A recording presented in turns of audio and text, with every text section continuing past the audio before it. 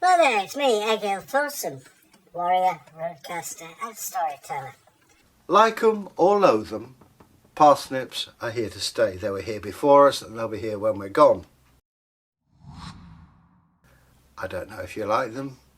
I do. Some people do, some people don't. But it puts me in mind of a story from Birmingham of all places, and how gardeners sometimes exaggerate. Quite a few years ago, in the land of Birmingham,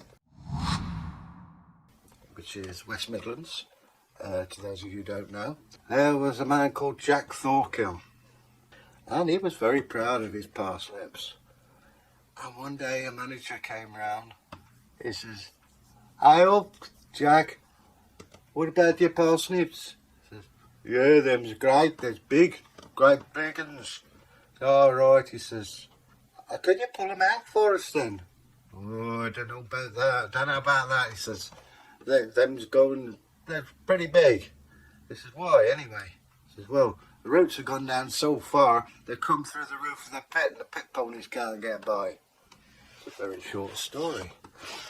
But, you know, parsnips and vegetables in general are very, very important in the past, as they are today. People have images of people in the past with great big joints of meat and chicken and things like that. That was only for the rich people, and hence, as a result, you had to live on vegetables. Mostly, there was a thing called peas pudding,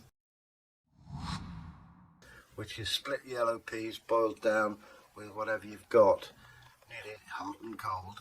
There's the rhyme: peas pudding hot, peas pudding cold, blah blah blah. So most people had a vegetable diet. It's only at certain times of the year that you got meat, most notably the midwinter feast, when you kept what cows you could afford to keep and the best of that, and you slaughtered the rest, and there was a glut of meat all right. So you threw a feast, your neighbours would come, and then you go to the neighbours, and hence midwinter feasts begin.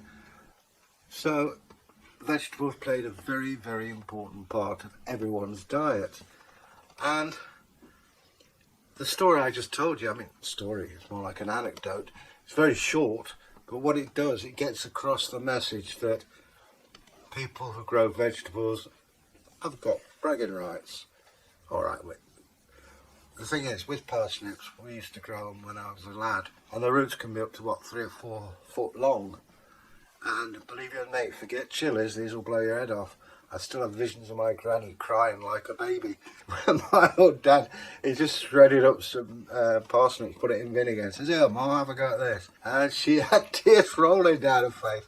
Yeah, maybe just laugh anyway. But it just goes to show the importance of vegetables in the diet.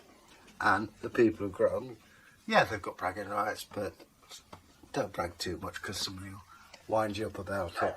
So, anyway, that being said, parsnips were one of our vegetables that were grown. Here's a tip for you. Best time to eat parsnips is after the first frost, and they are so sweet. Again, it's, you either like them or you don't. I love them personally, but parents try to fool the kids by chopping them up and frying them and saying they're chips. Been there, done that, exposed it. But it's just not on. Just be honest and say, look, these are parsnips, give them a try. You may not like them as a child, but you grow into it. So, vegetables. Who would have thought we could have talked so long about vegetables? I haven't even got on to carrots. Carrots, the original ones were white, looking rather like parsnips.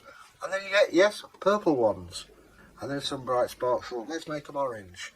I don't know what made them think that, but hey, that said, the size of vegetables has changed as well. If you go to Jorvik in England, in York, you could see examples of Viking age fruits and vegetables. Now, an apple, for instance, about the size of a tennis ball. If you see a Viking apple, it's about the size of a golf ball at best. And they would eat the whole thing, pips and everything. And plums as well. He's having right fun with his Bluetooth camera, I'll tell you. You want to see this. He's like a pixie. Anyway, back to Jorvik's vegetables. People think about cabbage. Well, no, cabbage came in about the 12th century from Russia and was considered a delicacy for well-off people. So all in all, it's pretty plain diet most of the way. Well, I've rattled on enough about fruit and vegetables, so please leave us a comment.